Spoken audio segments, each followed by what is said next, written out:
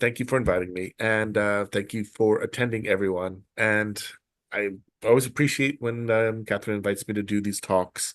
I know I can be a little dry, but she always helps me think of a fun topic and something very timely. And before I begin, I just want to again thank her and state that a librarian is not just an archivist of books or providing entertainment, um, but is a real an important position in our society for uh, storing this knowledge and helping get disseminated. And it's just something that I'm always very in awe of, that she helps do this, and that all librarians are the real, you know, the real historians of society. So, I'm going to give a quick, brief summary of the entire presentation in a few sentences and then start from the beginning. Um, the we have the Olympics coming up in France, and I want to talk a little bit about the Olympics, the 1936 Olympics, because there's so much mythos about it. There's so much that people know about it, and so much they think they know about it. There's a lot of myth about the Olympics it's not true. Um, but I also want to talk about the real importance of the 1936 Olympics. The 1936 Olympics, contrary to a lot of popular belief, was not a failure for the Nazi government of Germany. It was an unqualified and huge success for Nazi Germany. It helped propel them into a legitimate government in the world's eyes. You have to remember that before the 1936 Olympics, the modern Olympics, started by Coubertin in the late 19th century, was a very haphazard affair. It was very sporadic. It was very difficult to get countries to send teams and to get teams organized and sent over. Housing was an issue. How the games would be held and who could enter was an issue. It was it was not really the Olympics that we know today. The real birth of the modern Olympics was the 1936 Olympics. This was the first extremely well organized, planned, and propagandized and advertised Olympics in modern Olympic history. It was um, hugely successful for the Nazis and for Hitler, for Goebbels, and we will get into that. Um, so right now, I mean, we'll just kind of begin with this image on two. Um, so you have to remember that the Berlin was chosen as the Olympic site well before Hitler came to power. Um, After the Olympic Committee chose Berlin for the site of the 36 Olympics, that's when Hitler came to power. In January 30th, 1933, Paul von Hindenburg, who was the German president, he appointed Adolf Hitler as chancellor and the head of the government. Now, when Hitler came to power in 1933, the Olympic Committee president, Theodor Lewald, and Karl Diem, his secretary, they were really afraid that Hitler was going to cancel the German hosting of the 36 Olympics, because the ideas about Germany's national power, their military strength, their racial theories, all the leading Nazis were promoting these ideals. They seemed very far removed from the Olympic ideals and international goodwill that the Olympics were trying to promote. And actually, that they were kind of right, because before 1933, before Hitler came to power, Nazi Party spokesmen, they didn't think very well of the Olympics. At the time of the 32 games in Los Angeles, a Nazi spokesman described the games as an infamous festival organized by Jews. And even Hitler himself actually held the Olympics in very low regard at first. but he only became a strong supporter after Joseph Goebbels, is minister of propaganda, a really evil kind of genius when it comes to propaganda, convinced Hitler that the games were an excellent opportunity to show the world this new Germany.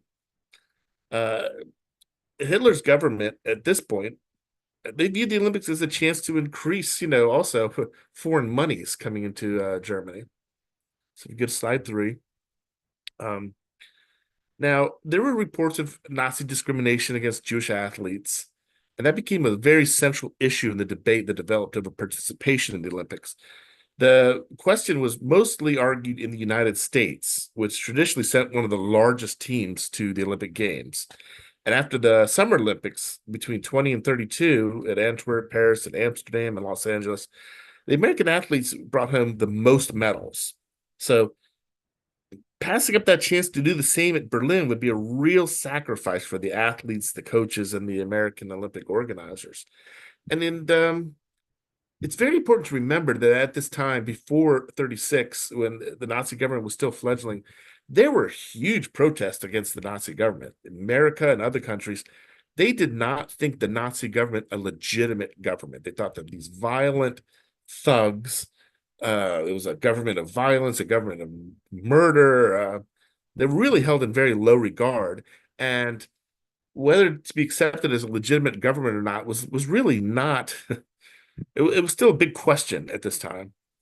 So anyway, the president of the committee, Avery Brundage, he really didn't think the 36 Olympics should even be held in Berlin after Hitler came to power.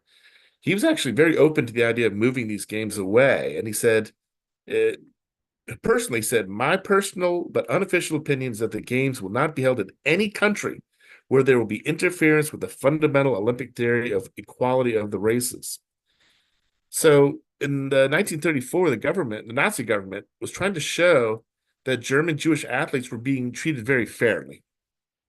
Um, the Reich sports leader announced that 21 Jews, including this high jumper Gretel Bergmann, had been invited to train at Special Olympics courses.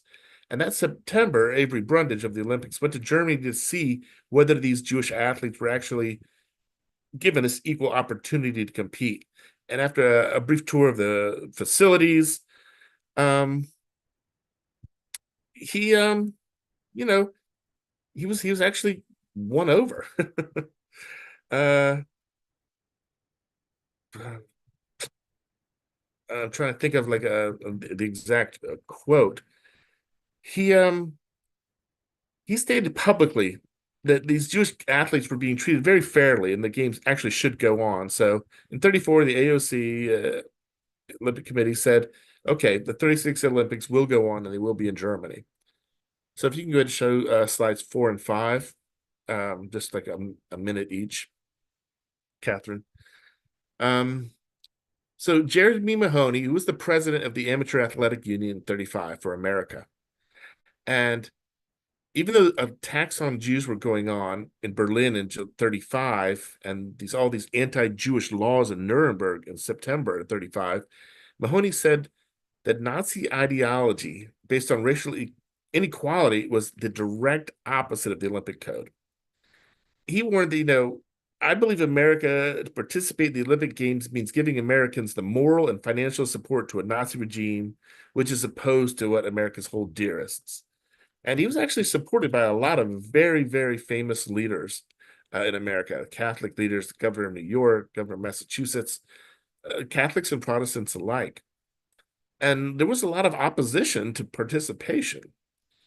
And but Avery Brundage, who was the head of the actual American Olympic Committee, he thought differently, and he really thought it was important to send a U.S. team to the Olympics. And he even wrote a pamphlet called "Fair Play for Americans," and Americans shouldn't be involved in this Jewish Nazi fight. So he wasn't he wasn't 100% behind the Jewish rationale for the boycott.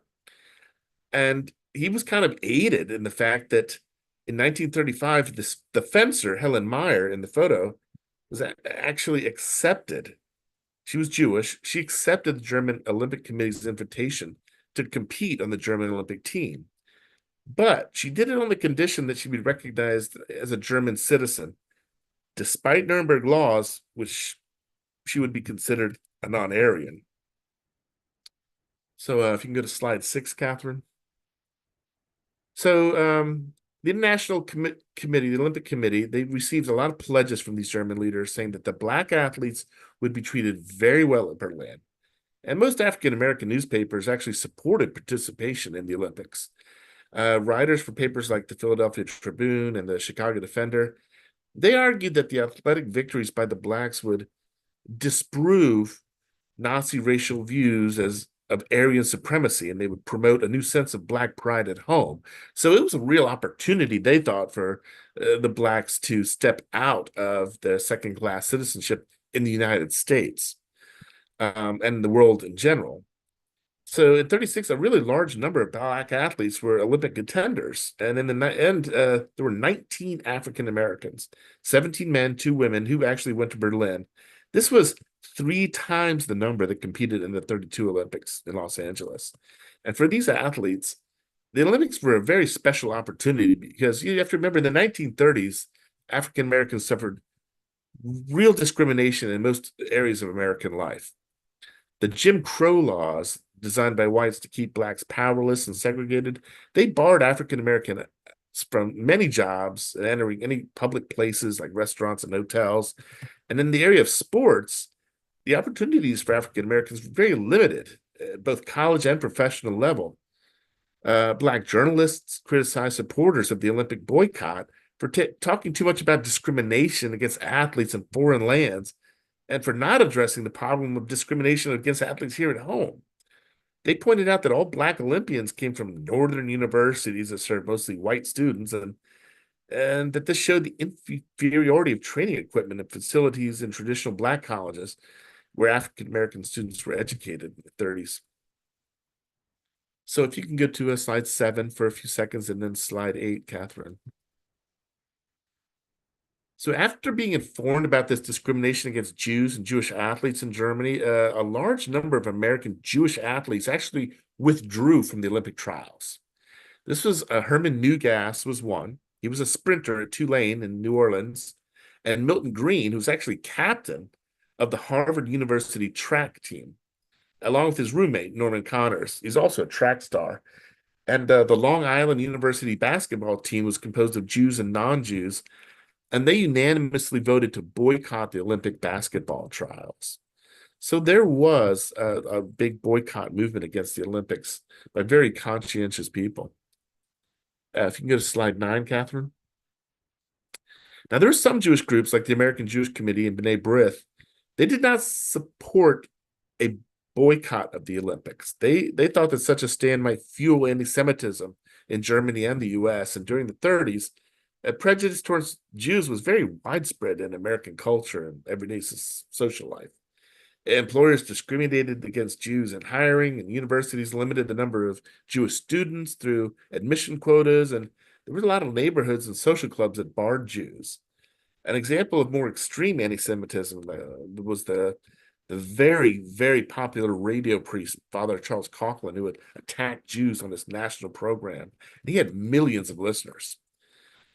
Individual Jewish athletes from around the world, not just the United States, they chose to actually boycott the Berlin Olympics. There was a former gymnast named Felix Gustav Flatow. He was a medalist for Germany's first Olympic team in 1896.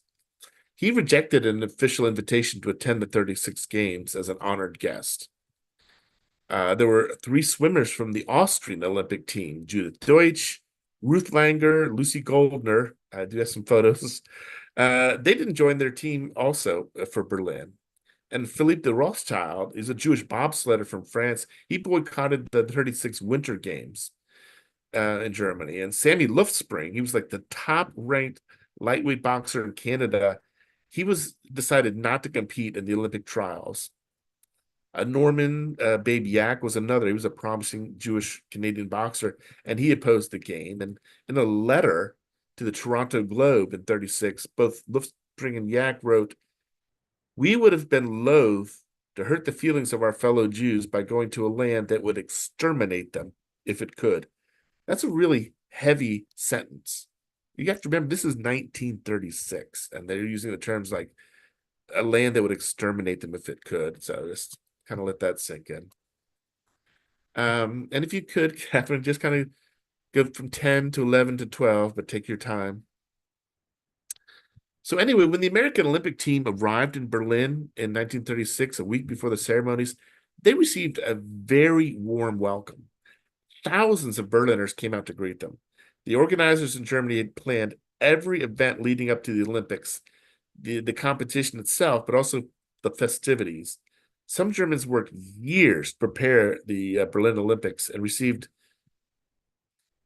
the news that the United States was attending with great relief. The Nazi leaders escaped the blow to German prestige that would have resulted in a boycott. And for 3 years, they'd been preparing the games. And this sports festival was like the perfect arena for the Nazis and the propaganda machine. Even before Hitler took power in 33, the Nazis had really effectively used torchlight parades and their rallies to attract Germans, especially young people, to join the party and the organization. And when applied to the 36 Olympics, the Nazi propaganda also referred to the effort to deceive foreign athletes, journalists, and spectators by showing a very carefully constructed, whitewashed picture of life in Hitler's New Germany. Now, when visitors came to Berlin, they saw colorful advertising posters and beautifully decorated, clean streets. And they only read like glowing reports about the athletes from all the nations published in these very special Olympic newspapers. And during the day, people would attend these really thrilling athletic events that took place in these new, very well-designed facilities. And in the evening, they had these lavish parties hosted by welcoming Nazi leaders. But what the visitors didn't see behind this facade of hospitality was the censorship of German newspapers and other media to make sure that nothing was said to offend the guests. They didn't see the brutal dictatorship in action, imprisoning its enemies in concentration camps and rearming for war to acquire these new territories for the Aryan master race. Um, and if you could just go ahead and go through like 13, 14, 15, and 16. Oh, sorry. I hit the wrong button. Um, so Nazi propaganda and the Summer Olympics. A few weeks before the Olympics opened, the high officials in Germany's Ministry of Propaganda, they told the German National Tourist Association, run by the Nazi Party, everything was run by the Nazi Party. There's never before been developed a propaganda campaign equal to that of the Olympic Games. This was the largest effort of the German propaganda department until this time. The foreigner who comes to us shall see the German people united under its leader, Hitler. Tourism is an important weapon in the struggle for the reestablishment of Germany's world rank. This was, as far as Goebbels and Hitler and the Nazi leadership was concerned, the only and greatest opportunity to win the world to their side and recognize them as a legitimate government. So, recognizing the importance of attracting these foreign visitors to Berlin, Germany very skillfully promoted the Olympics with, like I said, colorful posters and magazine articles. And in the advertisements, artists would draw these links between Nazi Germany and ancient Greece. These images not only speak to the Greek origin of the Olympics, but also to the Nazi racial myth that superior German civilization was the rightful heir to an Aryan culture of classical antiquity. So you have to remember in Nazi ideology, the Romans, the Greeks, these were Aryans or Proto-Aryans. Um, the Germany's propaganda machine made certain that once foreigners arrived in Berlin, they would not read or hear any news that cast Germany in a bad light. The Reich Press Chamber under Goebbels strictly censored the German press, radio, and film industry. And in the weeks prior to and during the Olympics, the chamber issued many orders to German journalists to warn them about language to be used when reporting the games. In July 1636, for example, reporters were told, and this was from an official release, press coverage should not mention that there are two non-Aryans among the women on the German team, Helene Meyer in fencing and Gretel Bergmann in the high jump and the track and field. So even though, they didn't they tried to hide as much of their anti-Semitism as possible. They didn't promote Jews in the games at the same time.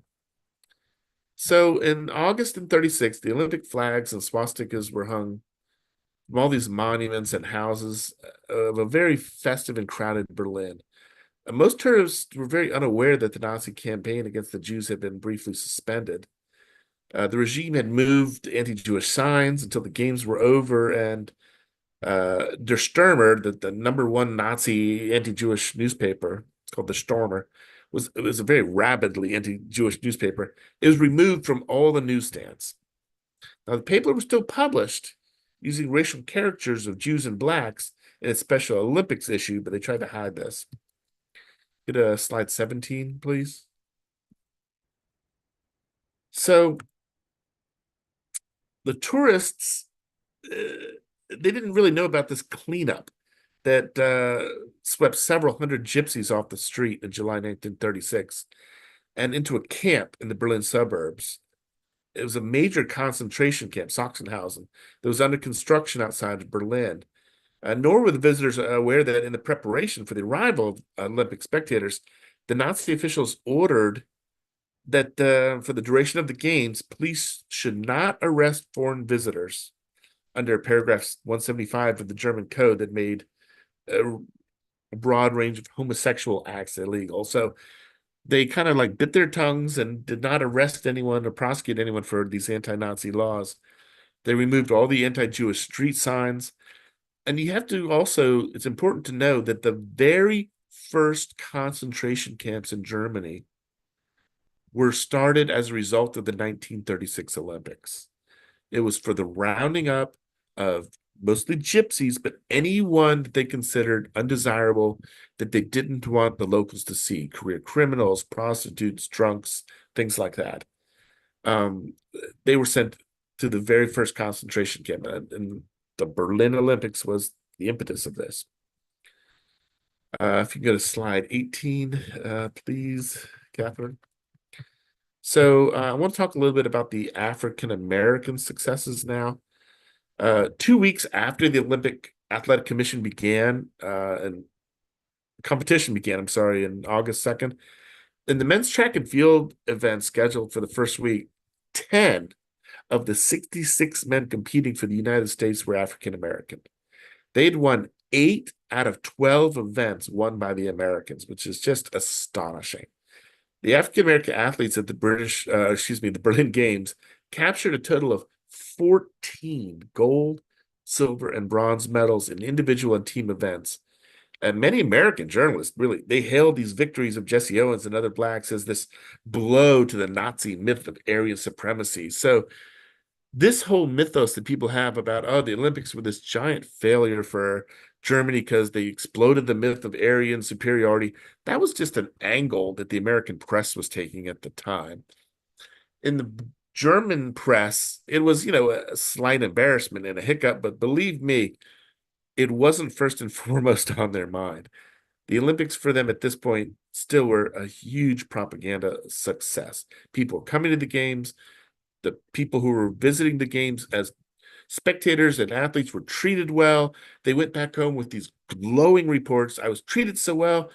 Berlin is beautiful. Germany's wonderful. They're great people. It's so clean. The trains are running on time. Everything you've heard is obviously blown up. This was a gigantic success for the Nazi government. So if you can go to slide 19. So, as you all know, the real hero of the Olympics was the Ohio State track star Jesse Owens, who took home 4 gold medals. Owens won the long jump, 100-meter, 200-meter sprints, and he was a member of the relay team. He set a new world record in the 100 meters. He ran in 10.3 seconds and was called the fastest human being alive. But even though Owens was like the mainstay of the American team, as stated by one newspaper with a large black audience, the Chicago Defender, he was not the whole show. When he leaves off, other Americans, and interestingly enough, Americans of his race, you know, they contributed a ton also. If you can go to slides 20 and 21. So other African American medal winners, if you can go to 20, Catherine, is the Marquette University graduate Ralph Metcalf, and he trailed Owens just by a tenth of a second in 100 meters after he had a slow start. And California college student was Cornelius Johnson, Ohio State graduate David Albritton. They finished first and second in the high jump. University of Oregon graduate Mac Robinson, whose younger brother Jackie Robinson was the first Black Major League Baseball player in 47. He took the silver in the 200-meter dash. At the University of Pittsburgh, they hosted freshman John Woodruff, and he won the 800-meter run. Archie Williams from the University of California, Berkeley, he won the 400-meter race. James Duval from UCLA took third in that event. And Fritz Pollard from the University of North Dakota, he won the bronze in the 110-meter hurdles. And in bantamweight boxing, Jack Wilson won the silver. So, Catherine, if you can go to slides 22 and 23. So, the African American athletes, they actually left Germany with very good memories of their treatment by the German people. And they developed friendships at the stadium with and in the Olympic Village with other athletes from other countries. Owens was extremely popular, and he was pursued everywhere he went. He was cheered loudly by the largely German audiences every time he entered the stadium. Um, a lot of the Black athletes were actually invited into German homes for coffee and for dinner. They were really the bells of the ball, for want of a better term. If you go to slide 24, Catherine. So the reception the Owens and Black athletes that received from Nazi leaders, it was less warm. It was cordial, but it was less warm than people. Both the mainstream and the Black American press reported that like Hitler refused to shake Jesse Owens' hand or congratulate the Black medalists. This is a very overblown story. The real fact is that the Olympic officers who were in charge of protocol had urged Hitler to receive all the medal winners or none of the medal winners. And after the very first day's events, Hitler decided not to, greet anyone. He actually wanted to try to remain neutral on it. There's a myth that he did this to avoid shaking hands with non-Aryans, but that's actually very unclear. This incident was really blown out of proportion. The Hitler snub of Jesse Owens is, it's very hard to prove. You can go to slide 25, Catherine. So, uh, Nazi censorship of the press, it prevented the German reporters from expressing their opinions freely. There was a directive of 1936 August that said the racial point of view should not be used in any way in reporting the sports results. Above all, Negroes should not be insensitively reported. Negroes are American citizens and must be treated with respect as Americans. But, still one Nazi newspaper kind of demeaned the Black athletes by referring to them as auxiliaries or reserve forces, without which one would regard the Yankees as the biggest disappointment of the game. So he kind of went off script. And propaganda minister Goebbels, he was forced to publicly scold that paper for that statement. Although personally, that's a different item. In his private diary, on the second day of the competitions, he actually wrote, "We Germans won a gold medal, the Americans 3, and 2 of those were Negroes. This is a disgrace. White people should be ashamed of themselves." So there was the public and private persona, of course. So if you can get slides 26 and 27, Catherine. So, bowing to pressure from the International Olympic Committee, the German Olympic Committee, they invited some German Jews to compete. One was high jumper Gretel Bergmann, who, if you want a question and answer later on, I can give you some really interesting stories when I visited her in her home to interview her for the exhibit. They actually, in 1996, the Holocaust Museum produced a special exhibition on the 36 Olympics. And I was very, very honored to visit a lot of the people I'm talking about today, including the African American athletes and these German Jewish and American Jewish athletes. And she's a bit of a card, uh, Gretel Bergman. Anyway, in 1936, she actually had equaled the German women's high jump record of 5 feet 3 inches at the trials of Stuttgart. And despite her amazing abilities, the Germans decided at the last minute not to include her on the Olympic team, even though they only used two of the three spots given to them for the high jump. So they had three spots given that they could have entered someone for the high jump. They only entered two people, and the one woman they disinvited actually had the record. So that tells you a little bit about their initial intentions about Jewish athletes in Germany. And in doing this, they actually sacrificed the gold medal. Hungarian athlete Ibulia Jack won the women's high jump by clearing 5 foot 3, which, Gretel Bergman, also known as Margaret Lambert, until she passed away. You can go to slide 28, please. And as a token to satisfy the International Olympic Committee, the German did invite a part Jewish blonde fencer, Helen Meyer, to join the German Olympic team. This is her picture. She had competed in Germany in two previous Olympics, and at Berlin, she actually claimed the silver in the women's individual foil. Two-time European champion Ilona Sascher-Elek, a Hungarian, she won the gold in the women's individual, and the bronze went to Eline Price, an Austrian. And like Meyer, both Sascher-Elek and Price, they had Jewish fathers. So the fencing in the women's sport was really dominated by these women with Jewish ancestry. If you can get to slide 29, please. So a number of these Jewish athletes from Europe and the United States, they did compete in the Olympics. Several American Jewish men did go to Berlin, though a lot of boycotted. And most of these young athletes had been pressured by Jewish newspapers and organizations to boycott the games, but they chose anyway to go to Berlin. Some of them didn't really fully understand at the time the extent of the Nazi persecution of Jews and how it differed from the American anti-Semitism they were experiencing. Sammy Balter, he reached the gold medal in U.S. basketball for Hollywood's Universal Pictures team. And 36, the California Jewish Voice urged Balter to act as a spokesman for his brother Jews and boycott the games. The newspaper really vigorously opposed his decision to go to the games. So if you go to slides 31, 32, 33, Catherine.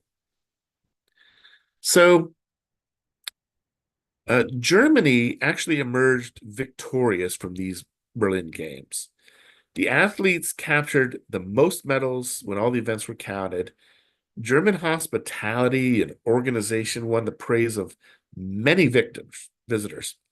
A lot of newspaper accounts echoed Frederick Burchall's report in the New York Times that the games put Germans back in the fold of nations and made them more human again. This was actually a report of the time from the New York Times, which pretty much encapsulates the entire Nazi German victory in the Berlin Olympics. It brought the Germans back into the fold and made them human. And a lot of writers, they found a reason to hope that the peaceful interlude would last. They thought this spirit of cooperation and tolerance was the end of the stories they heard about Germany and their persecution, and this beginning of this new Germany that everyone seemed to really love. So, again, I'm going to reiterate this again and again. This Olympics Games legitimized Germany under Nazi rule like nothing else could have done. It was a gigantic success and very arguably kept a lot of pressure off Germany from other countries and emboldened them to take a lot of further steps, leading, of course, to World War I and the Holocaust. But this is just conjecture, but I think very well founded conjecture. Um, if you can go to slides 34, 35, and 36, Catherine.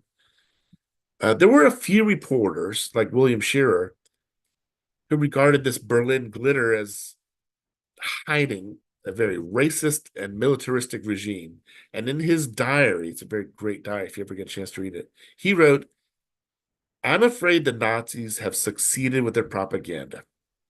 First, the Nazis have run these games on a lavish scale, never before experienced, and this has appealed to the athletes.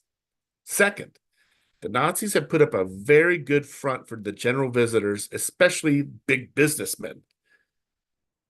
Propaganda efforts continued well after the Olympics with the world release in the 1938 movie Olympia. This was a very controversial film documentary of the games produced by Leni Riefenstahl. And the Nazi regime commissioned Riefenstahl to produce this film, which won the first prize at the Venice Film Festival in 1938. So there's a few things I just talked about. I just want to reiterate a few items.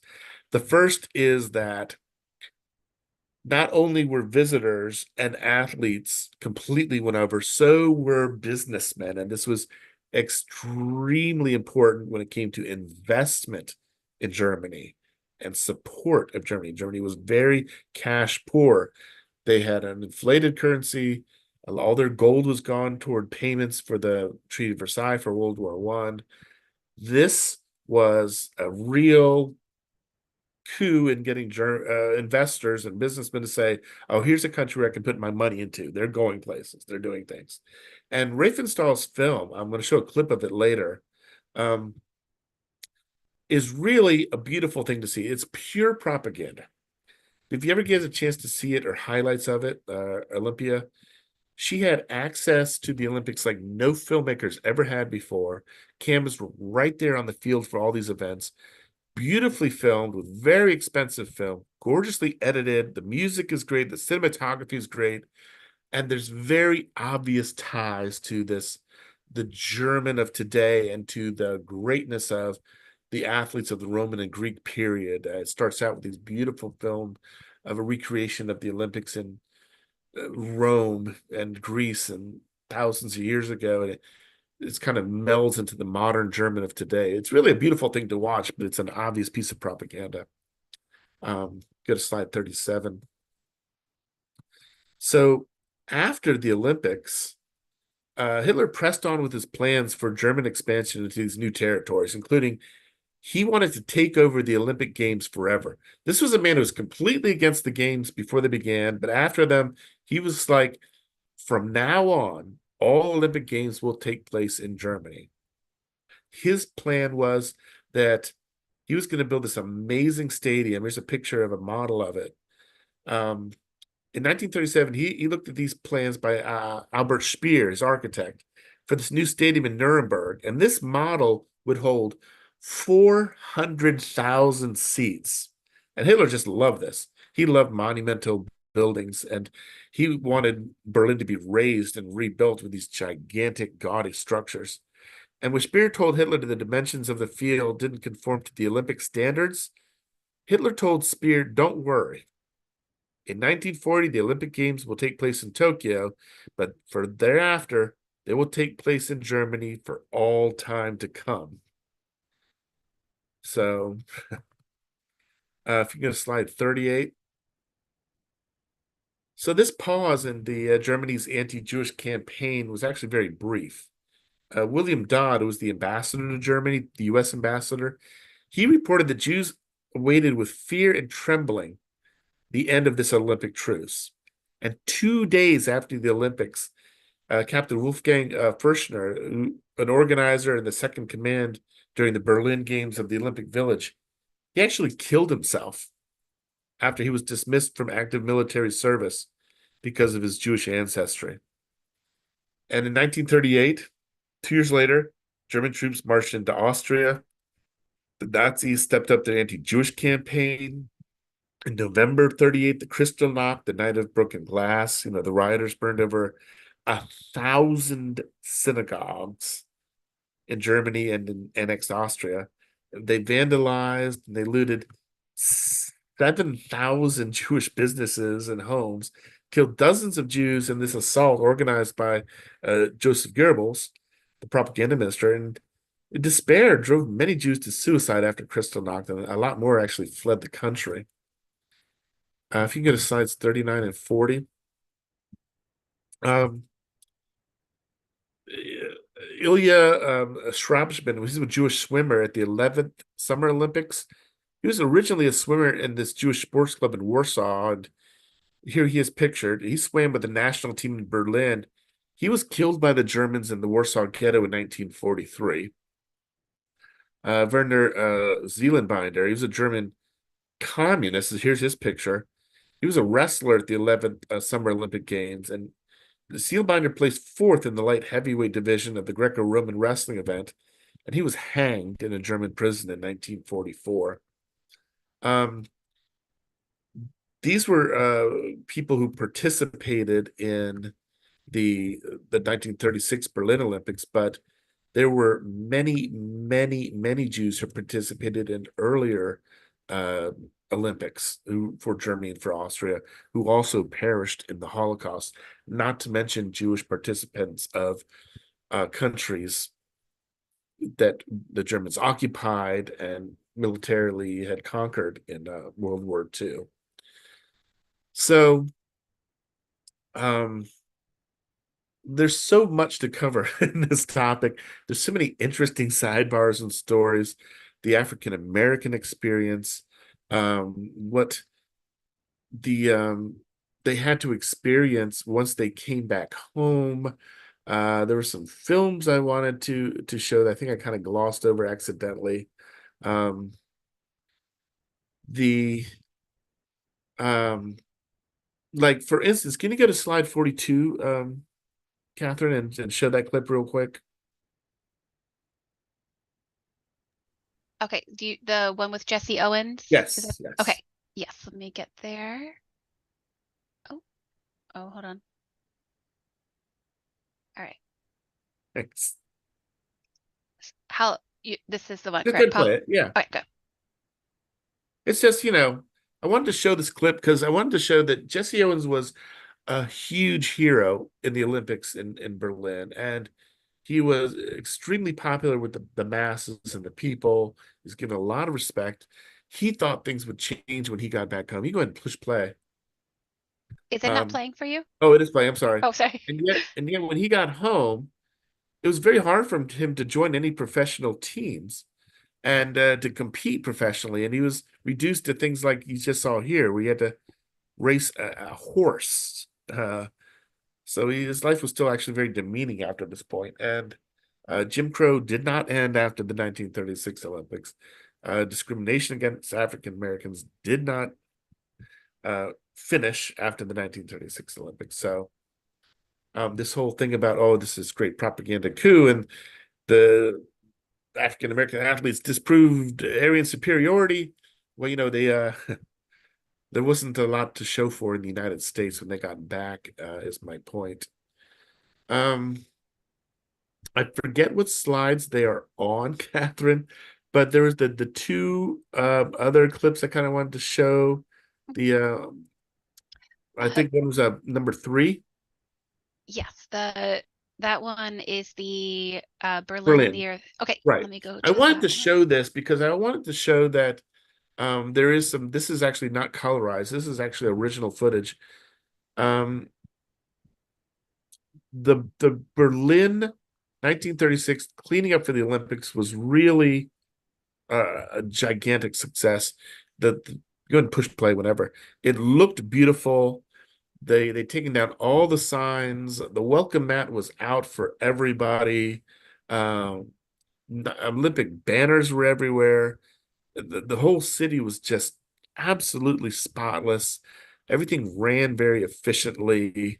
Um, People were very impressed. If you read the news reports of the people who attended these diaries, anything from 1936, people who attended these Olympics, they were glowing reports. And not all, but a lot of them who said, I had my reservations because how I've heard they were treating minorities and this brutal dictatorship regime. they experienced nothing of that, and they really were tricked. They were completely fooled into thinking that a lot of this reports were overblown.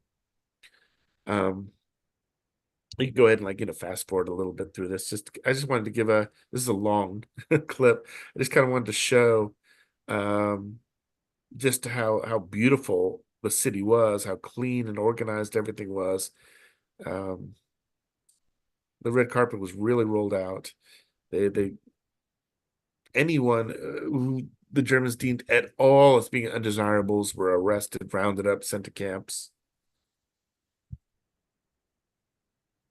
And the Olympics have always been a source of national pride. People would send their teams before this as to show, our country has this, and we have it was really the spirit of competition and athletics and athleticism. The Berlin 1936 Olympics, to the largest degree, more than anyone, had really used it as a political tool, a political weapon. Um, there's always a little bit of that national pride and patriotic pride in the Olympics, but it was the the primary goal for the Germans and for the Nazis for the 1936 Olympics was the use of the Olympics as a political tool, a geopolitical tool. And again, it was an absolute unqualified success.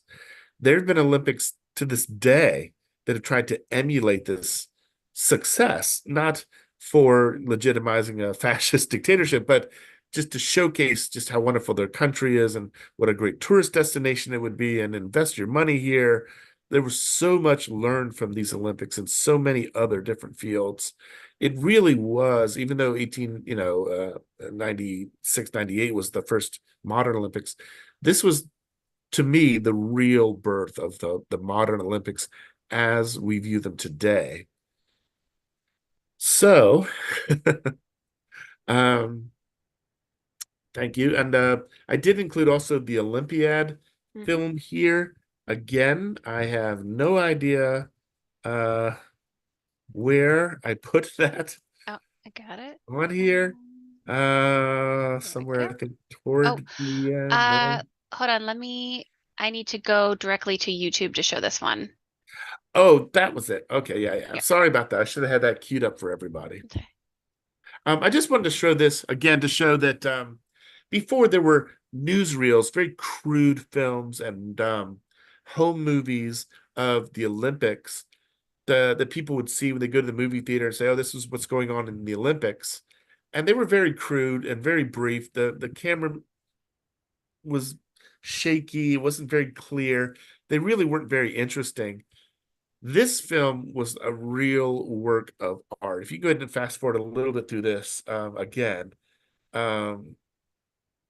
there's these allusions to the early Olympics in Greece and in Rome. They had these the models in it were nude. It was very artistic. It was very beautiful. Um, and then they would transition to these modern Olympics, the torch running. Actually, this torch running was actually revised. It wasn't done for previous Olympics. The torch running was actually brought back for the 1936 Berlin Olympics. They loved the pageantry of it and the whole torch lit aspect of it, which from their torch lit rallies and torch lit parades. A lot of people think, oh, well, the running of the torch started with the first modern Olympics, but it was actually these 36 Olympics that this was reintroduced. You can go ahead and fast forward again, big clips just to kind of show the pageantry and just the wonderful cinematography on this. She took so many different images of the athletes, of the crowds, of the judges. The editing is really beautiful. Um, it's really a wonderful a documentary of the actual games and the actual events if you take away the propagandistic aspects of it. But there's just never this kind of documentation of the games before this. You should ever get a chance to go on YouTube and look at some of this Riefenstahl Olympiad film. It's really very quite stunning. And they didn't leave out anything. They all the Jewish athletes are in here, the African American athletes in here. It wasn't edited in any way to make anyone look better or worse than anyone else. Um, they spent a lot of time on the American African American athletes and their victories and the crowd's appreciation of them.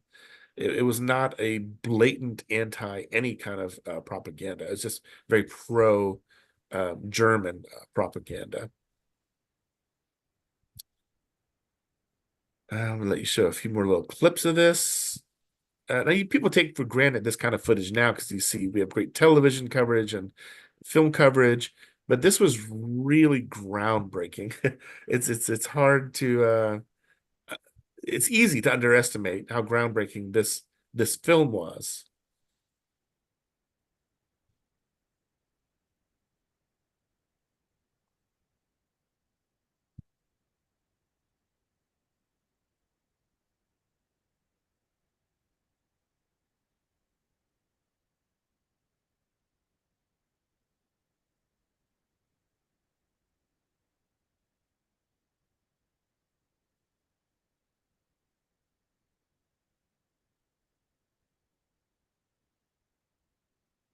Okay, and that's the end of my official presentation. It's an hour of your time. Thank you. And hoping there's any questions about anything. It can be the presentation, Holocaust history in general, recipes, whatever you want to talk about within moderation. And our moderator, the wonderful Catherine Christopher, will look at the questions and feed them to me. Yeah. Paul, do you want to go ahead and turn your camera back on? I suppose so. Why shouldn't they be suffer? All right, let's see. Um, okay, so the first question. Oh, okay. Is it true that many of the practices of discrimination used in Nazi Germany came from their study of American discrimination? Okay, that's a very good question. The actual discrimination did not come from observation of American history, but their defense of the discrimination absolutely did come from American discrimination. Like they didn't decide, oh, the Americans are mistreating their Jews and blacks, we'll do the same. They're sterilizing their undesirables, we'll do the same. They were going to do these things. But when international pressure was brought, especially from the US, they were very quick to point out, we're not doing anything you're not doing. You say we discriminate against our Jews. We have these Jews can't sit on these benches. Jews can't do this. You've got Jim Crow. They were just kind of like, don't complain to us. This is what you're doing. When we talked about forced sterilization and euthanasia, they're quick to point out that we had Buck Bell, a Supreme Court decision that legalized forced sterilization of undesirable types, mainly um, unwed poor white women in Appalachia, but then the rest of the country, Native Americans in the Midwest, criminals in California. Um, so we weren't the impetus for their discrimination and their persecution, but they definitely used us in a defense of these practices. Sorry that was long-winded. I hope it answered your question. The next question says, when you had the opportunity to interview the 1936 Olympic athletes, were most of them glad they had participated, or did any of them regret it in hindsight? Um, Another great question. They were all extremely proud to participate and they experienced great pride. Some of the African American ones who visited were very elderly and they brought their children and grandchildren to push their wheelchair or walk them. And the grandchildren were just beaming with pride. They would talk about just their whole lives. They talked about how my grandfather was an African American gold medalist in the 36 Olympics. They were very proud, but they also, in hindsight, after they had found out what Germany was all about, World War II, the Holocaust, there wasn't regret that they participated because they just didn't know, but they did feel that, uh, it took away some of the pleasure that they felt from participating in the games because it was just this high moment in their lives. They were treated so well. They had wonderful experiences with these people. And then when they found out more the atrocities and the Holocaust and all that, it definitely took away from some of their pride and their joy. They felt like they had, helped. They participated in this horrific regime and their production, but they don't regret it for at the time because it's a context. 36 is very different from 45. So yeah, there was tinges of regret, but they wouldn't have changed their decision. Really, these people are to America in general, but especially to the communities that I witnessed firsthand. They were real heroes. I remember would have had family living in Washington, D.C., and afterward we gave him a ride back to like a nephew's house that where he wanted to stay and visit before he went back home. And the whole neighborhood had this reception and party for him. He was just this gigantic hero. Um, and privately, we got to borrow a lot of their items, their uniforms and their medals. And this was before conservation cracked down on us touching anything authentic. And I loved holding the medals and looking at them and wearing them, getting my picture taken with them, which is a huge no-no now, but was a real thrill back then. Again, I'm rambling too much. I hope I answered your question. Let's see. Somebody asked if you have any information, excuse me, between the friendship between Germany's Luz Long, and if I'm pronouncing that wrong, I What's long? apologize, Yeah. and Jesse Owens. Oh, that friendship did stay. Um, I'm not 100% sure of Lutz's whether he survived the war or not, but I can tell you that a lot of the friendships that developed absolutely stayed and finished after the war. These were athletes. Their brotherhood was this brotherhood of athlete against athlete competition of someone really good in their field competing against me who's the top of my field. It's a completely different kind of bond and brotherhood. There were very few ardent Nazis. Of course, there was mandatory conscription into the military, and some athletes did join the Nazi party. But as far as the friendships that were formed, no, they actually stayed. It's interesting that this is outside the Olympics, but Max Schmeling, the German heavyweight champion, and during the Nazi regime, and Joe Louis, the two very famous bouts they were lifelong friends. They really respected each other. And even though Schmeling was this giant figure in Nazi propaganda of the German superiority and the Aryan superiority, he had a Jewish trainer that he that he helped save that he was not going to have fired. Um, uh, a lot of these athletes were not ideologues. Um, but if you want, uh, I can find out about Looks Long, but I'm pretty sure actually even though they had correspondence, I'm pretty sure he did die during the war. Yeah, Um, somebody put in the I chat think in that, as they understand it, 43. after that Lutz was sent to the Eastern Front, where he was killed in action. Yeah, I think it was actually like during the Italian or the Sicilian campaign. But I mean they corresponded well after, and then they were very good friends right up until the end. Of course, it's very hard to keep friendship when you're fighting two sides of a war. But yeah, I think yeah, a lot of the German athletes were conscripted into the military and died fighting World War II. Litzlong was one.